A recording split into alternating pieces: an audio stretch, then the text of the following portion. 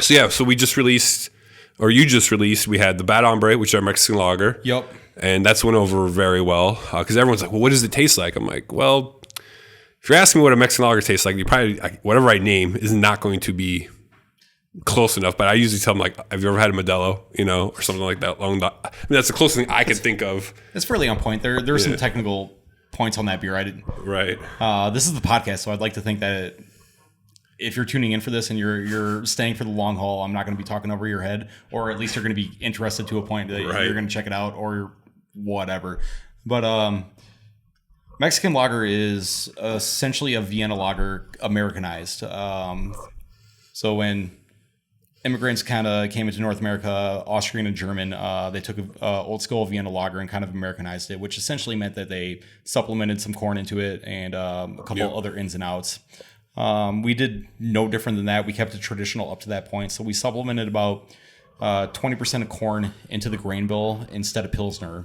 That's going to add a little bit of graininess. You're going to taste the corn. It's going to add a little bit of sweetness as well. It's kind of like, hey, like you drink this beer, you're going to kind of taste a little bit of that corn tortilla chip. I get that for sure. Absolutely.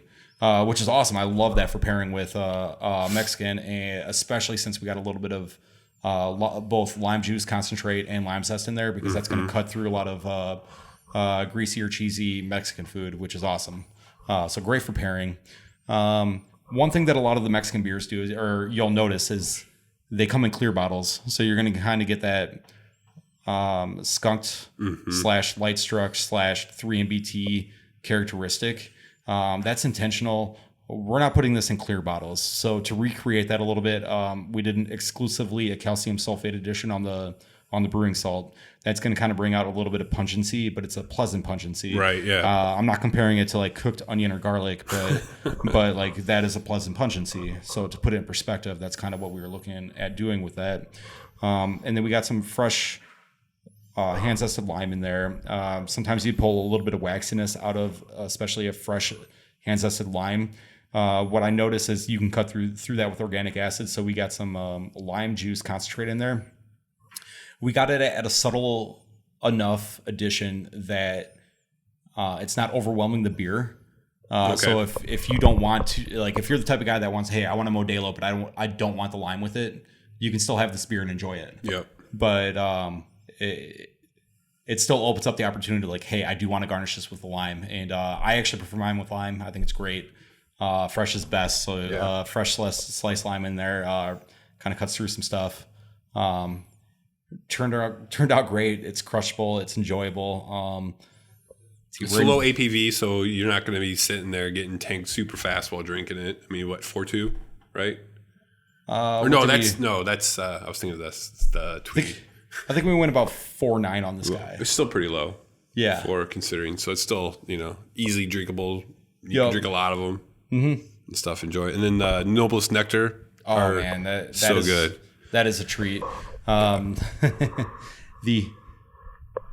There is nothing like the complexities of a barrel aged sour, and I'm not tearing down kettle sours at all. They are awesome. A lot of breweries do them very well, but I thoroughly enjoy the complexities of the microbes all working together over time in a barrel and really creating a treat like that. This drink is 7.25, but it drinks like 4, 5, or 5. It's almost dangerous in that component. The one thing I really like about this beer, and I don't want you to confuse what I'm about to say with it being like tasting exactly like wine, but it's got a lot of wine characteristics. Yeah. So what I mean by that is it's got a very light body, so it's overcarbonated, so you get kind of a champagne-y carbonation. It drinks like 4, 5, or 5, but it's 7.25, so it dries out your palate. There's a reason why people pair wine with food. That's because it's a great palate cleanser. This is no different. This beer is meant to be paired with food, like through and through. The reason it's really dried out is because of the honey. Honey definitely dries out a product. The honey characteristic, that is kind of the key component with the honey addition. The main flavor components are coming from the wild yeast and the hops. So we finished it with some Nelson Sauvins. We were already getting some kind of white wine characteristics out of that foeder. Sure, I can see that. And then Nelson Sauvins definitely gave it a grapiness. And the grapiness I find like really melts together with kind of the funkiness of some of the barnyard from the Brett. Right. But we have 2 Brett strains in the foeder. Wow. And the second Brett strain is a little bit more ester forward, and right up front in the aroma, right when you pour it, you get that carbonation popping. Yep. For me personally, I get a lot of the mango, pineapple, like a lot of tropical components. Oh yeah. And then as it warms up, you kind of get some of that barnyard melting together with the grape.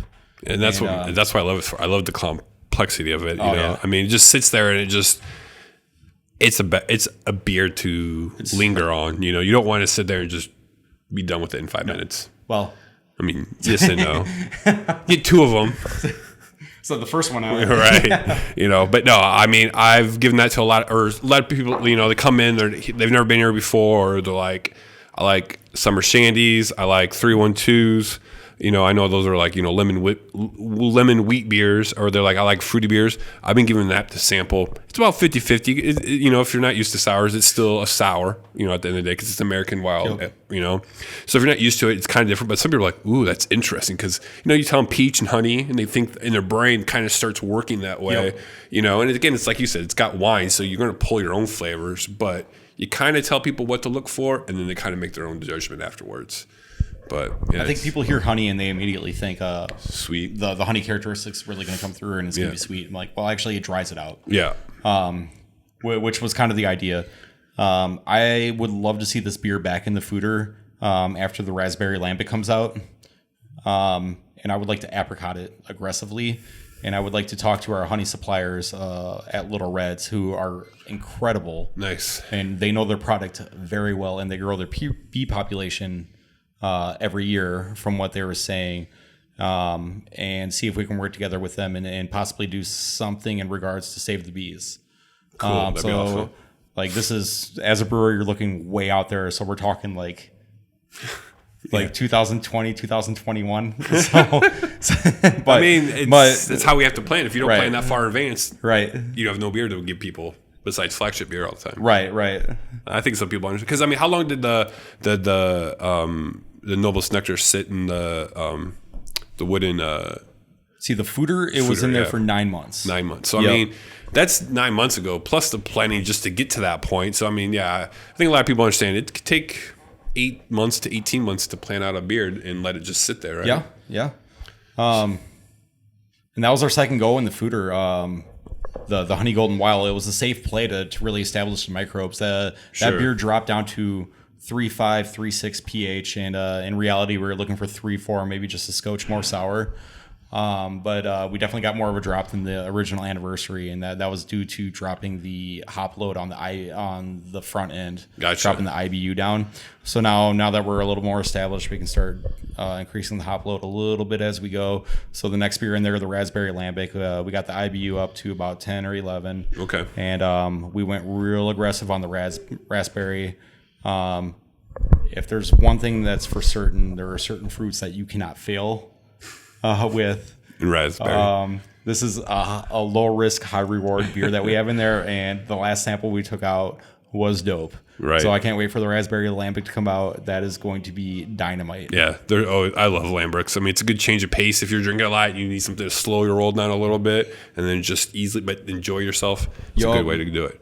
Awesome, man. Well, thanks for stopping out today. And for sure. I already Hold on. There we go. I drink way too fast. He did all the talking. It's bad luck to clink and not drink. All right, guys, stop down at Seven Hills Brewery. We got all these on tap currently, and this is near the end of June, so we still have quite a bit left. Stop down. We'll see you guys next time. Bid you do.